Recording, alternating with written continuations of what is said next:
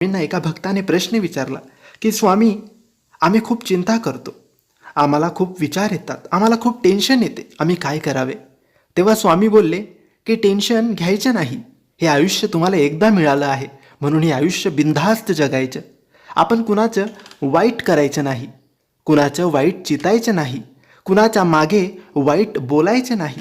फक्त स्वतःशी प्रामाणिक राहून जगायचं. काही कमी पडत नाही आणि फरक तर अजिबात पडत नाही. कुणासाठी वाईट वाटून घ्यायचं नाही. लोकांचे विविध रूपे असतात. सकाळी गोड बोलतात आणि रात्री कुणी काही डोक्यात भरवले की तोंड पाडून बसतात किंवा कुठल्या तरी लहान कारणासाठी नाराज होऊन बसतात, ज्याच्याशी तुमचा काही संबंध पण नसतो. आजकाल लोक देवावर पण नाराज होतात. तर तुम्ही कोण? म्हणून कधीच टेन्शन घेऊ नका, नाराज होऊ नका, कारण हे आयुष्य तुम्हाला एकदा मिळालं आहे. उद्या काय होईल याचा काही